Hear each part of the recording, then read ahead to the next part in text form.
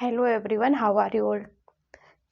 Today I will discuss about the types of degree of elasticity of demand.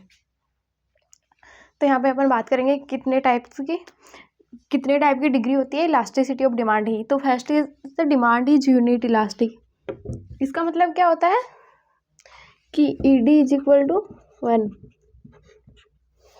कि उसकी percentage change and quantity change में elasticity of demand क्या होती है, is equal to 1. And second one is the demand is more than 1. यहाँ पे क्या होता है, ईडी ग्रेटर देन 1, कि यहाँ पे जो हमारा चेंज हुआ है इलास्टिसिटी ऑफ डिमांड में वो 1 से ज़्यादा है. And third one is the demand is less than 1. यहाँ पे क्या है, ईडी लेस देन 1. यहाँ पे क्वांटिटी चेंज एंड परसेंटेज में percentage of quantity demanded and percentage of price में जो चेंज हुआ है वो 1 से कम हुआ है. तो यहाँ पे क्या है, demand is less than 1. Demand is perfectly inelastic. ED is equal to 0, मतलब कि यहाँ पे कोई चेंज ही नहीं हुआ. फॉर एग्जाम्पल अगर हमारी प्राइस के इंक्रीज या डिक्रीज होने से हमारी क्वांटिटी पे कोई इफेक्ट ही नहीं पड़ता है तो इसको अपन बोलते हैं डिमांड इज परफेक्टली इनइलास्टिक.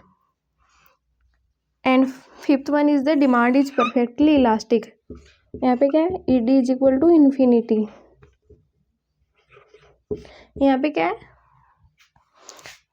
यहाँ पे मतलब कि बहुत ज़्यादा चेंज हुआ है in the value of elastic, infinity. तो इसको क्या बोलते हैं अपन, डिमांड इज परफेक्टली इलास्टिक. तो कि यहाँ पे बहुत ज़्यादा चेंज हुआ है. तो अपन डिस्कस करते हैं वन बाय वन.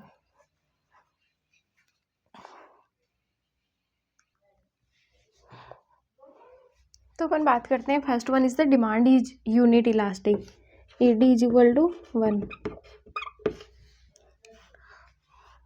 पहले अपन इसको डायग्राम से समझते हैं. एक्स एक्सेस पे क्वांटिटी है एंड वाई एक्सेस पे प्राइस है. और ये कुछ इस टाइप का होता है देखने में, नॉर्मल डिमांड का, जैसे अपन ने बनाया था वैसे कुछ, जहाँ पे क्या होता है कि change in the quantity and change in the price is दोनों वहाँ क्या इक्वल होते हैं. ये कुछ इस टाइप का भी होता है. इसको अपन क्या बोलते हैं, रेक्टेंगुलर हाइपरबोला.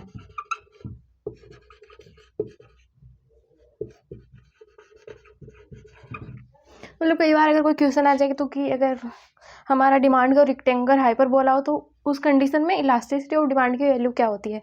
तो अगर हमारा डिमांड को रेक्टेंगुलर हाइपरबोला हो तो इलास्टिसिटी ऑफ डिमांड की वैल्यू इज इक्वल टू 1 होती है, कि उसकी वैल्यू 1 के इक्वल होती है. फॉर एग्जाम्पल ये P1 मेरा प्राइस है एंड Q1 क्वांटिटी है.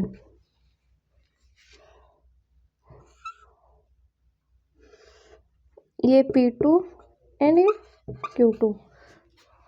फॉर एग्जाम्पल कि मेरी प्राइस 10 से 20 हो गई एंड क्वांटिटी डिमांडेड 50 थी, लेकिन अब ये इंक्रीज हो गई तो ये और कम हो गई, 25 हो गई. यहाँ पे इंक्रीज हो रही है, यहाँ पे डिक्रीज हो. तो दोनों के बीच में जो चेंज है वो क्या है, इक्वल है. तो यहाँ पे क्या होता है, change in the quantity demanded is equal to change in the price. जब ये दोनों इक्वल होते हैं तो हमारी इलास्टिसिटी ऑफ डिमांड की वैल्यू क्या होती है, इज इक्वल टू 1. अगर ये दोनों इक्वल होंगे तो ईडी इज इक्वल टू 1 होगी. तो अपन इसको क्या बोलेंगे, डिमांड इज यूनिट इलास्टिक.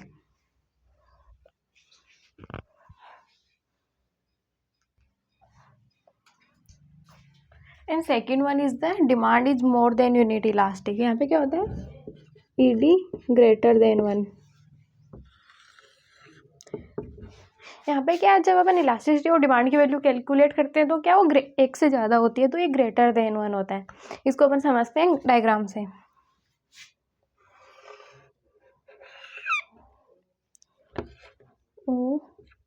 यहाँ पे क्वांटिटी है एंड यहाँ पे प्राइस है. ये कुछ इस टाइप का होता है, मतलब कि मोर फ्लैटर होता है.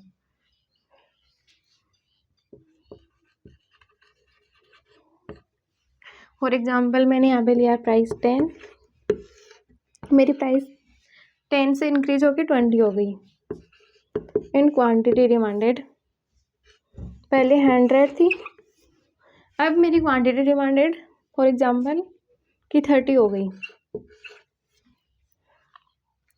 समझते हैं अपन इसको डायग्राम से। 0 मैं यहाँ पे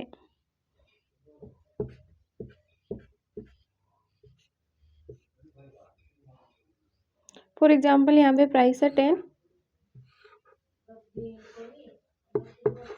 और क्वांटिटी डिमांडेड कितनी है 100 एंड प्राइस मेरी इंक्रीज होगी 20 हो गई और क्वांटिटी डिमांडेड कि हाफ से भी कम यहाँ पे 30।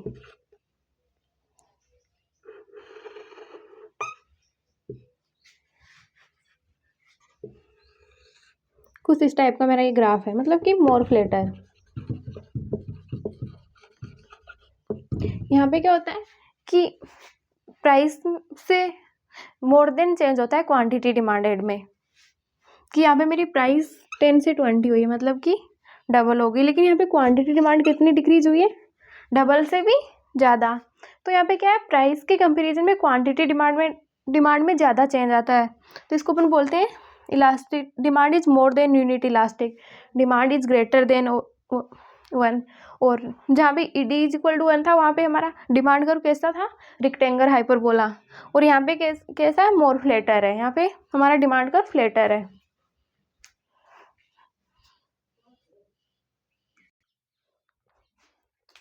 And third one is the demand is less then unit elastic. यहाँ पे क्या है ईडी की वैल्यू ईडी लेस देन 1। अपन जब भी इलास्टिसिटी ऑफ डिमांड की वैल्यू कैलकुलेट करते हैं तो वो 1 से कम होती है, तो यहाँ पे क्या है ED less than 1। For example मैं आपको बताती हूँ उसको ग्राफ की। यहाँ पे क्वांटिटी ले लिया अपन ने, यहाँ पे ओ प्राइस, तो वो कुछ इस टाइप का था ग्रेटर देन 1, और यहाँ पे कुछ थोड़ा सा जैसे स्टीपर होता है यहाँ पे।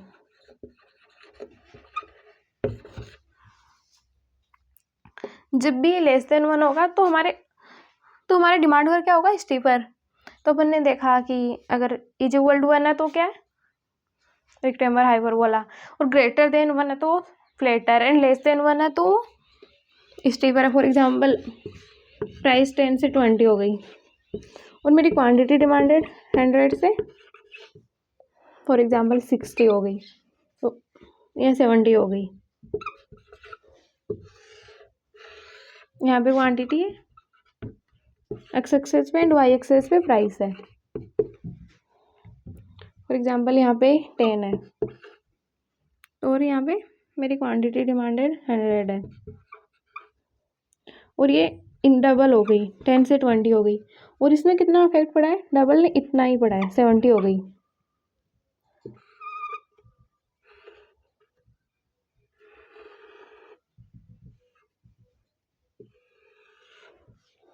तो डिमांड कर्व कुछ इस टाइप का है। यहाँ पे क्या है डिमांड कर्व स्टीपर है, तो जब भी लेस देन 1 होता है तो हमारा डिमांड कर्व स्टीपर होता है। तो यहाँ पे क्या है प्राइस के कंपैरिजन में क्वांटिटी डिमांडेड में क्या कम चेंज हुआ है, तो अपन इसको क्या बोलेंगे ED less than 1।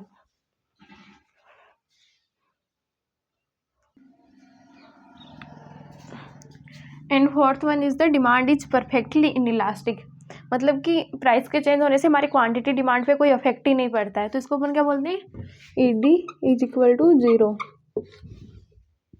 For example price 10 है एंड क्वांटिटी डिमांडेड 100 है, प्राइस 10 से 20 होगी लेकिन फिर भी हमारी क्वांटिटी डिमांड उतनी की उतनी है 100, तो अपन इसको क्या बोलेंगे डिमांड इज परफेक्टली इनइलास्टिक, मतलब कि डिमांड में कोई चेंज ही नहीं हुआ है हमारी क्वांटिटी प्राइस के चेंज होने से। यहाँ पे एक्स एक्सेस पे अपन ने लिए क्वांटिटी एंड वाई एक्सेस पे अपन ने लिए प्राइस। फॉर एग्जांपल प्राइस 10 है और प्राइस 10 से इंक्रीज होगी 20 हो गई,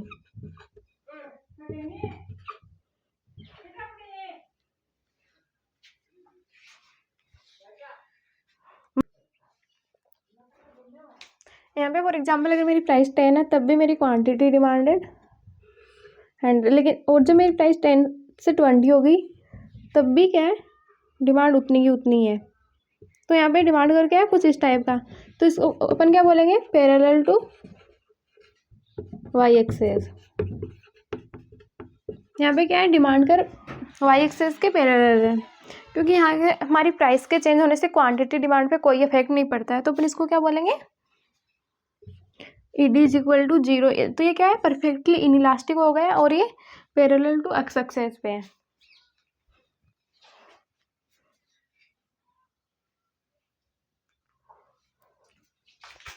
and fifth one is the demand is the perfectly elastic. यहाँ पे क्या है, ED is equal to infinity. यहाँ पे क्या, अगर हमारी प्राइस चेंज भी नहीं होगी ना फिर भी डिमांड चेंज होती रहेगी, कभी कम कभी ज़्यादा। तो यहाँ पे क्या है, demand is the infinity. For example यहाँ पे क्वांटिटी है एंड यहाँ पे प्राइस है। फॉर एग्जांपल P1 प्राइस पे मेरी क्वांटिटी डिमांडेड है Q1। तो यहाँ पे क्या है, अगर मेरी प्राइस कांस्टेंट है तब भी इसमें क्या डिमांड इंक्रीज हो सकती है,